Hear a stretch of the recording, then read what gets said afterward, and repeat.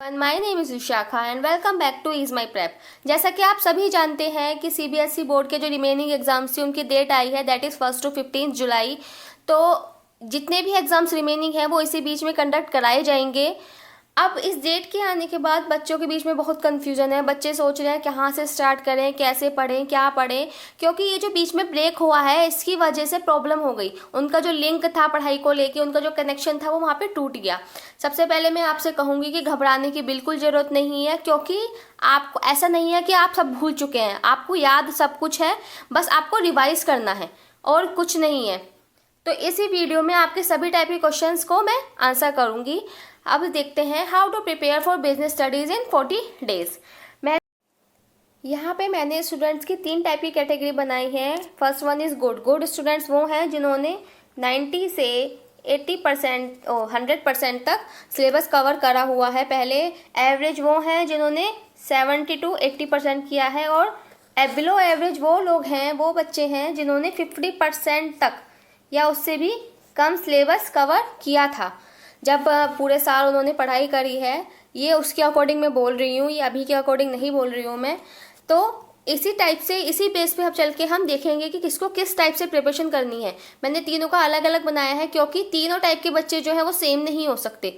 इसलिए सबसे पहले हम देखेंगे गुड स्टूडेंट्स वो हैं जिन्होंने 90 to 100% सिलेबस कवर करा हुआ था और विद रिवीजन।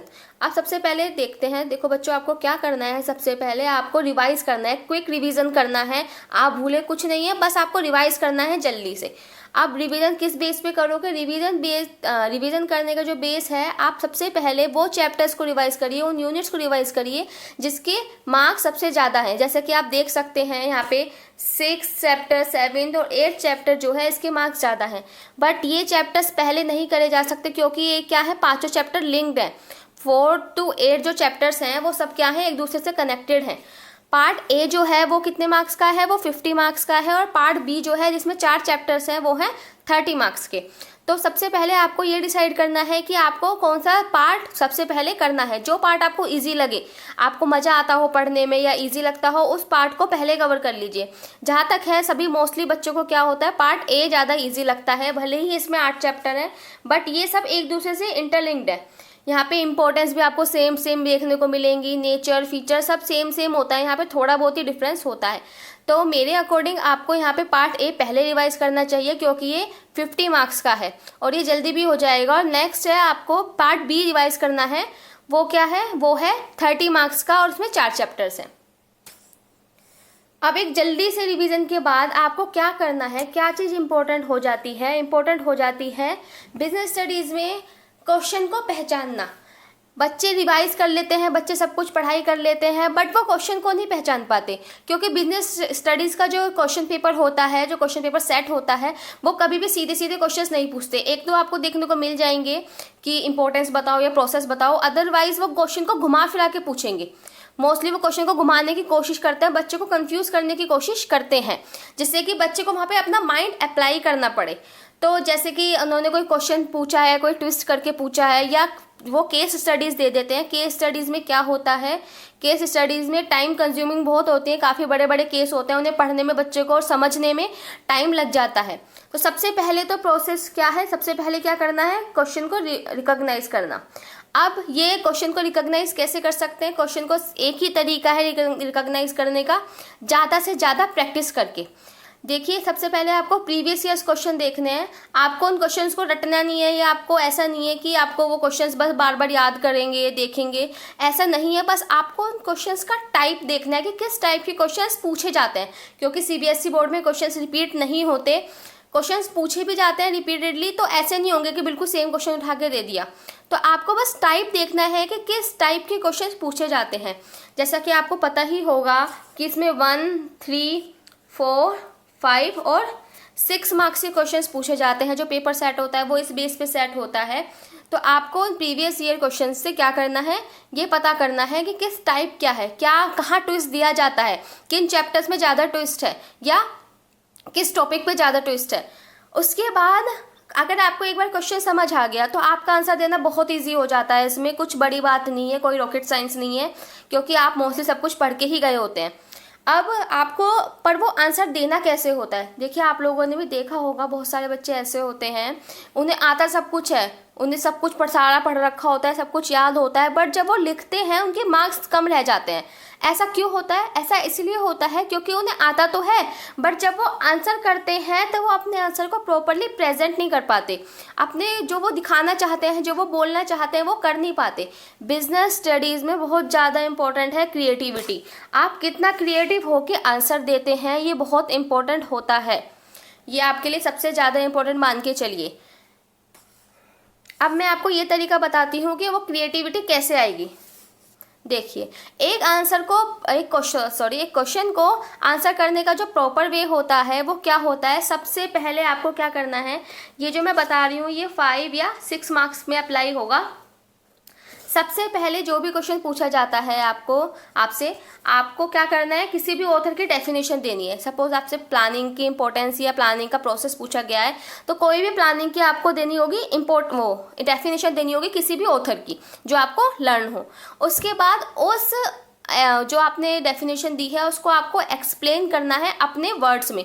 जो आपके वर्ड्स हैं ज़्यादा नहीं लिखना, 2-3 लाइन्स का लिखना है, बस एक्सप्लेनेशन देनी है छोटी सी।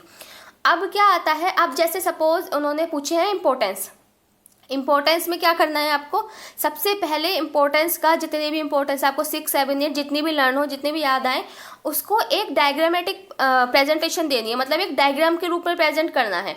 अब वो डायग्राम कैसे बना सकते हो आप, देखिए मैंने आपके लिए कुछ डायग्राम्स बनाए हैं। देखिए, आप इस टाइप से दे सकते हो, आप क्लाउड फॉर्म में दे सकते हो, आप ट्री फॉर्म में दे सकते हो, वो कोई भी फॉर्म में दे दो।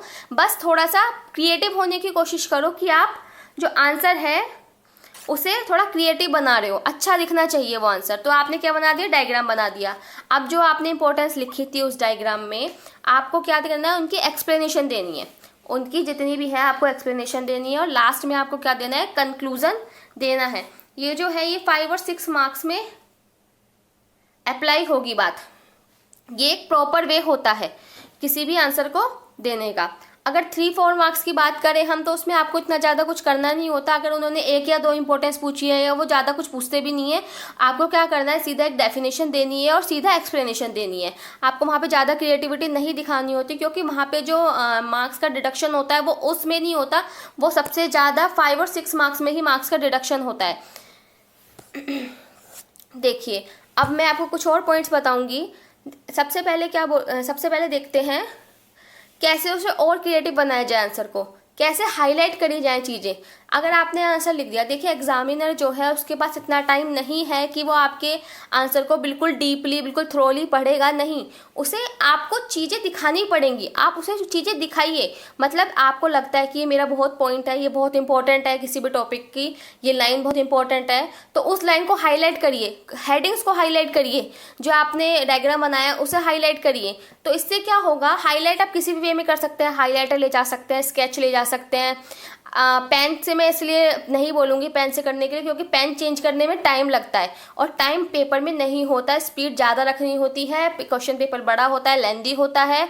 वैसे ये 80 मार्क्स का आने लगा है, पहले 100 का आता था, बट स्टिल अभी भी ये बहुत लेंदी पेपर है और आपको पूरा करने के लिए जितना ज़्यादा आप अपना टाइम कंज्यूम कर सकते हैं उतना ज़्यादा टाइम कंज्यूम करिए। देखिए, थोड़े से मैंने वो बनाए हैं डायग्राम्स, इस टाइप से आप बना सकते हैं। आप ये ट्री के फॉर्म में बना सकते हैं, ये देखिए इस टाइप से बना सकते हैं। जो भी पिक्चर आपको अच्छी लगे, कैसी भी हो वो, कैसी भी नहीं हो, आप उसे आराम से बना सकते हैं। अब देखिए, आपको पता चल गया कि आपको रिवाइज करना है, आपको प्रीवियस ईयर जो क्वेश्चंस है वो देखने हैं, आपको प्रैक्टिस करनी है। प्रैक्टिस करना बहुत इंपॉर्टेंट है। आपके पास अभी बहुत ज़्यादा सफिशिएंट टाइम है, आपको जितना टाइम चाहिए उससे ज़्यादा टाइम है। एग्जाम में तो आप 40 डेज में सारे चैप्टर्स को रिवाइज करते हैं, अभी तो आपको सिर्फ 1 या 2 या 3 चैप्टर सब्जेक्ट्स ही रिवाइज करने हैं, तो काफ़ी टाइम है। अगर आप डेली 2 क्वेश्चन भी करते हैं तो आपका रिवीजन हो जाएगा। आपको लिख के देखना है आंसर्स को, लिख के देखने का जरूरी, लिख के देखना बहुत ज़रूरी है। क्यों? क्योंकि आपकी स्पीड जो है वो रुक चुकी है, आपके लिखने की जो स्पीड थी, आपकी जो राइटिंग स्किल्स थी वो अभी रुक चुकी है। आपको वो दोबारा से सब कुछ देखना पड़ेगा, अपनी स्पीड दोबारा से अच्छी करनी पड़ेगी, क्योंकि स्पीड बहुत मैटर करती है इस एग्ज़ाम में। तो डेली ज़्यादा नहीं करना कुछ भी, आपको सिर्फ 2 क्वेश्चंस लिखने हैं, उनको करना है और लिखे जो आप उसको आंसर्स को उसको प्रॉपर वे में लिखें। जैसा आप एग्जाम में लिख के आएंगे ना उसी टाइप से लिखिए, हाईलाइटर का यूज़ करके, डायग्राम का यूज़ करके। उससे क्या होगा, आपको आदत बन जाएगी। कुछ लोग कहते हैं कि हाईलाइटर यूज़ करने में तो टाइम जाएगा, ऐसा नहीं है, या डायग्राम बनाने में टाइम जाएगा, ऐसा बिल्कुल नहीं है। डायग्राम बनाने में हार्डली कुछ सेकेंड्स लगते हैं और हाईलाइटर यूज़ करना सबसे ईजी होता है। तो इसलिए आप ऐसी बातों पे बिल्कुल ध्यान ना दें। आप अपना एक तरीका बनाइए कि किस टाइप से आपको पेपर एग्ज़ाम में आंसर करना है। आपको डेली सिर्फ थोड़ा सा पढ़ना है और उन आंसर्स को लिख के देखना है। उससे क्या होगा, आपकी प्रैक्टिस भी हो जाएगी, आपको आइडिया हो जाएगा कि किस टाइप के क्वेश्चंस हैं, आंसर क्वेश्चंस कैसे पहचानना है, कैसे आंसर करना है, और आप उसे थ्रोली अच्छे से कर पाएंगे। देखिए ऐसा भी हो सकता है कुछ स्टूडेंट्स के साथ ऐसा ट्रेजेडी हो गई हो कि उनके 1-2 एग्ज़ाम बिगड़ गए हो जिसकी वजह से उनका एवरेज कम बैठ रहा हो। तो आप इसे अपनी गोल्डन अपॉर्चुनिटी मानिए कि आपको अभी टाइम मिला है और आप इस टाइम का इतना अच्छा प्रॉपर कंजम्पशन करिए, यूटिलाइजेशन करिए कि आप 90+ मार्क्स ला पाएँ। और आप इस कोई बड़ी बात नहीं है, ऐसा कोई भी मत सोचना कि मैं तो नहीं ला सकता या मैं तो कभी नहीं लाई हूँ, ऐसा नहीं है। बस आपको ये जो मैंने टिप्स बताई हैं ये फॉलो करनी है, आप ये इजीली क्रैक कर सकते हैं। देखिए जब मैंने एग्ज़ाम दिया था तो मेरे खुद 93% आए थे बिजनेस स्टडीज़ में। तो मैं आपको बता सकती हूँ क्या क्या डूज़ हैं या क्या क्या डोंट्स हैं। और मैं प्रोफेशन से भी एक टीचर हूँ, तो बच्चे जो आते हैं मेरे पास वो बताते हैं उनको क्या प्रॉब्लम हो रही है, क्या प्रॉब्लम नहीं हो रही, मोस्टली बच्चे क्या प्रॉब्लम फेस करते हैं। अभी भी कुछ बच्चे काफ़ी परेशान थे, कांटेक्ट करते हैं, वो मेरी मेल आईडी पे मेल करेंगे कि मैम हमें समझ नहीं आ रहा किस टाइप से प्रेप करें। तो घबराओ मत, सबसे पहले तो घबराना बंद कर दो, बिल्कुल भरोसा रखो। जो मैं आपको टिप्स दूंगी वो टिप्स 100% काम करेंगी। ऐसा बिल्कुल मत सोचना कि वो काम नहीं करेंगी। और अगर आपको लगता है कि हम पढ़ाई चैप्टर्स हम कैसे करें कैसे नहीं करें, तो मैं आपके लिए एक प्लान भी बना दूंगी। आप मुझे मेरी मेल आईडी पे मैसेज करो कि प्लान चाहिए, मैं आपको प्लान भी बना के दे दूंगी डेज के हिसाब से। तो आपको घबराने की ज़रूरत नहीं है, मैं बिल्कुल आपके साथ हूँ। आप बस अपनी प्रिपरेशन पूरी रखिए, आप डेली करिए, बस डेली आपको पढ़ना है और कुछ नहीं करना। डेली 1 से 2 घंटे पढ़ना है बिजनेस स्टडीज़ को, आप ईजिली वो कर लोगे। फ्रेंड्स, इस वीडियो में हमने सिर्फ गुड स्टूडेंट्स को कवर किया है। नेक्स्ट वीडियो में एवरेज और बिलो एवरेज दोनों टाइप के स्टूडेंट्स को कवर करूँगी। अगर आपको ये वीडियो अच्छी लगी हो, आपको लगता है कि ये वीडियो यूज़फुल है, तो प्लीज़ लाइक कीजिए, वीडियो को शेयर कीजिए और चैनल को सब्सक्राइब कीजिए। Thank you so much. Be connected.